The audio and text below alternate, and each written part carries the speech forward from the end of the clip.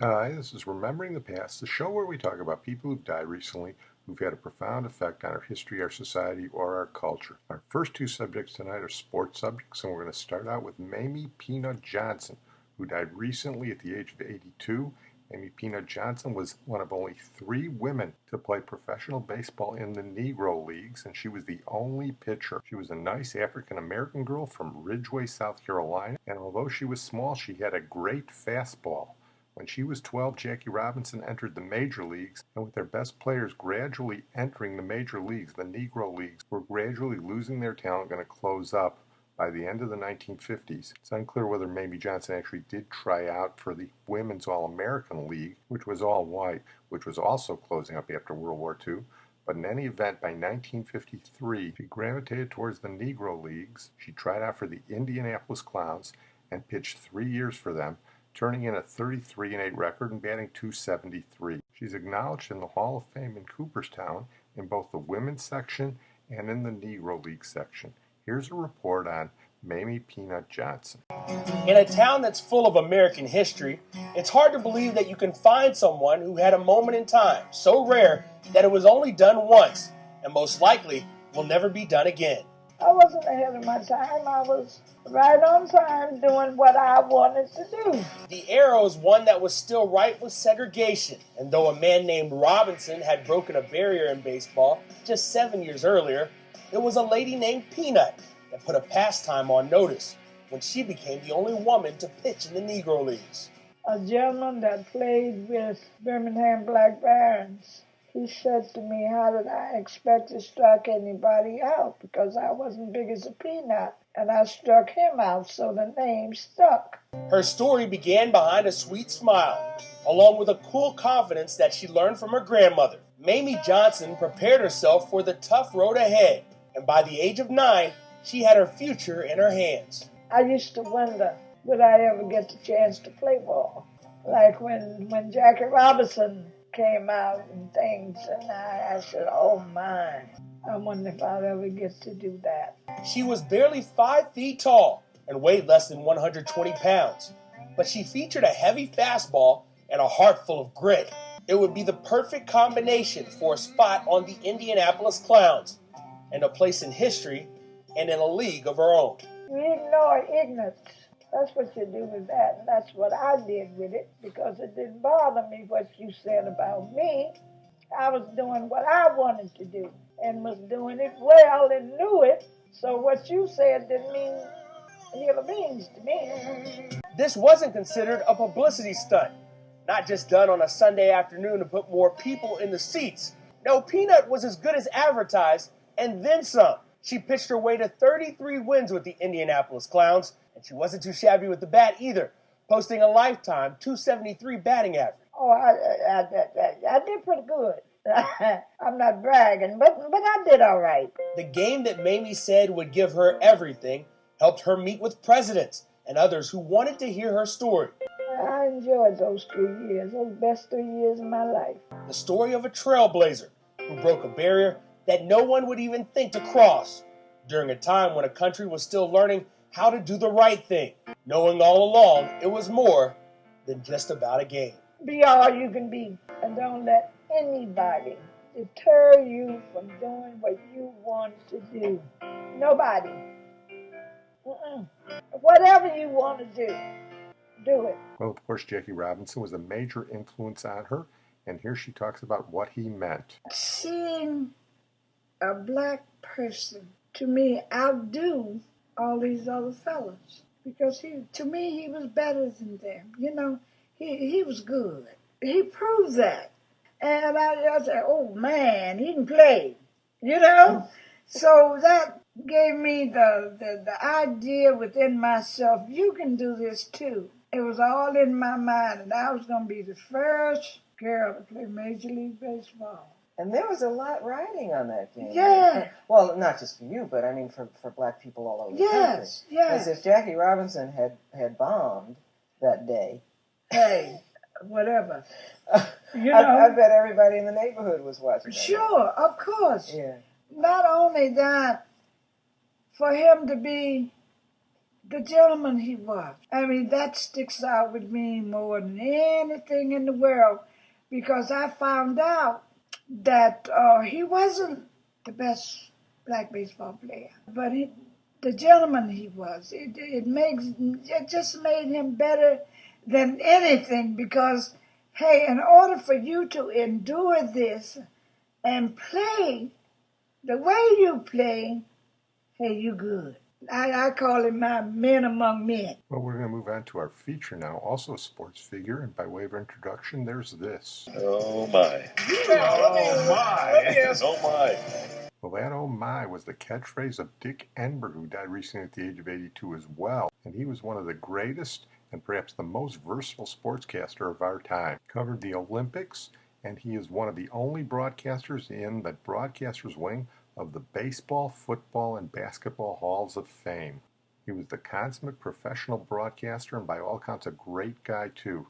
He was a Midwesterner born in Michigan, but he made his name out on the West Coast before becoming a national figure. From the blog of Ken Levine, the West Coast comedy writer who also did a little sportscasting in the day and was profoundly influenced by Dick Enberg. This one really hurts. Dick Enberg passed away at 82.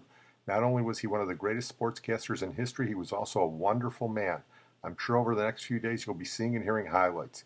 He called Super Bowls, World Series, Wimbledon tennis, NCAA basketball championships, pretty much every major sport. He was the sports voice of NBC for many years, later with CBS and ESPN. He is almost synonymous with the NFL. But lucky listeners in Los Angeles also knew him for years as the radio voice of the Rams, the TV voice of UCLA basketball in the Johnny Wooden era, and the radio TV voice of the California Angels. I first met Dick in 1969. I was a lowly sports intern at KMPC Radio in Los Angeles, and Dick was calling the Angels and Rams on that station. He treated everyone equally and with respect, even a wide-eyed punk kid like me. One year I got to intern for the home Rams games. I would stand in the back of the booth and watch a weekly masterful performance. Spotters and statisticians would hand him scraps of paper, and he would seamlessly weave them into his broadcast, all the while describing the action and conveying the drama of the situation. Here was this exciting football game going on in the field, and I couldn't take my eyes away from the man calling it rather than watching it myself from the 50-yard line. Before the game, Dick was always gracious with his time, showing me how he prepared for a game and what to look for during a game. I hadn't seen him in quite a few years, and when we reconnected in 2009 at Dodger Stadium when I was hosting Dodger Talk, and he was in his first year doing television for the San Diego Padres, he remembered my name. How amazing is that after almost 40 years? When I would see him at Petco Park, he would routinely arrive at the ballpark around 1 for a 7 p.m. game just to do his preparation. And trust me when I say that many of those Padres games meant nothing. They were so bad they were often mathematically eliminated by the All-Star break. But he took pride in everything he did and had a passion for everything he did, and it really showed. And the man was good. A few years ago at Dodger Stadium during a Dodgers-Padres game, there was a weird triple play. On MLB.com, you could watch all the broadcasts. To be honest, Vin Scully blew the call. Whoever the ESPN announcer was that day also kicked it. Dick Enberg not only got it right, but called it effortlessly. This man was a pro. He once had to call a Super Bowl where there was an audio problem and he was hearing an echo in his headphones. Imagine being on an open mic speaking to 80 million people and that maddening distraction was going on for 3 hours. When you listened to the broadcast itself, you would never know there was a problem. His call, his concentration, his analysis was right on the money. Again, a pro's pro. One of his other gifts was making his broadcast partner feel comfortable and thus getting the best performance possible out of him. Merlin Olsen, Billy Packer, Don Drysdale, Al McGuire, Mark Grant, and many others all benefited greatly by having Dick Enberg by their side. A few years ago, he did NFL Thursday night games on national radio. It was a treat to hear him back on the radio, and at 77 or 78, he hadn't lost a step. You could picture the game better than if you were watching it, and I could picture him in the booth, gesturing to the engineer to bring the crowd noise up and down, reading scraps of paper, and taking the listener on a spellbinding ride. My, oh my, I will miss him. Let's listen to a couple of snips from his most famous broadcasts. The first time I heard him was in the famous Houston UCLA game in the Astrodome in 1968 featuring Lou Alcindor and Elvin Hayes. We covered it in the Eddie Einhorn podcast I refer you to. Here he is calling the final seconds of the famous Houston upset. There's the man they want to get it to. It's Hayes, 15-footer. Score! Elvin Hayes, cheered on by Coach Sky Lewis. Driven off to Hayes, who scores. Hayes has 35. We near the final minute. Houston 69, UCLA 67. Houston leads by 2. Oh, Warren deflects it away from Shackelford. It'll go to Houston. 3 seconds. The Houston Rockets have UCLA's 47th straight winning streak and pandemonium at the Astrodome. He also called the famous 1979 NCAA basketball championship game between Michigan State and Indiana State, featuring Magic Johnson and Larry Bird. We did a little bit of that on the Judd Heathcote podcast a couple of months back. Irvin Johnson tacks on 2 more. He has 24. 11. Oh, that Reed has hit 3. Oh, there's the pass. Look at John. There we go. It's all over. Michigan State University, national champions, 1979. They chant that cry on every campus in every sport. Everyone wants to be number 1, but only one can make it. Larry Bird, a great song, congratulates the victor. And finally, he called the 1989 Super Bowl, featuring the famous last-minute comeback by Joe Montana and the San Francisco 49ers. Montana to Rice, he's in the clear. And Ray Horton fought through a block. There was a blocker on him, Taylor downfield, and made a touchdown-saving tackle. What a day for Rice. 11 catches, 216 yards. Is there another one? This one's to Craig, and he's to the 10-yard line. And close to another first down, and San Francisco will spend its second timeout. They have 1 left. 39 seconds to go. Cofer could tie it. Everyone in town in Cincinnati thought he was going to be fired, except Paul Brown, the man who made the decision, the Hall of Fame vice president. He kept him for his final year of the contract, and Weiss has his team 39 seconds from a Super Bowl win. But Bill Walsh has his team 10 yards from a victory himself. Weiss has just set a Super Bowl record with 12 catches. He's in motion. Montana. Touchdown, John Taylor.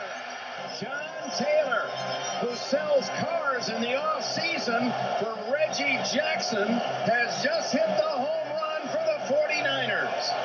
3 for 3 in the 80s for the San Francisco 49ers, the team of the decade. Here's Dick Enberg being inducted into the baseball announcers wing of the Hall of Fame. Yeah, oh my, it's been an expression, a great friend of mine for over 50 years of my career, and never have those 2 words expressed more personal joy than at this very moment.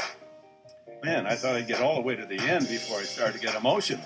Scully called me when the announcement was made, and he said, only one piece of advice, Enberg, no crying at Cooperstown. Congratulations on a magnificent career. Yeah, I didn't cry at Cooperstown. I didn't cry. You did very well. I was waiting to see it. No crying at Cooperstown. Finally, some closing thoughts by Dick Enberg.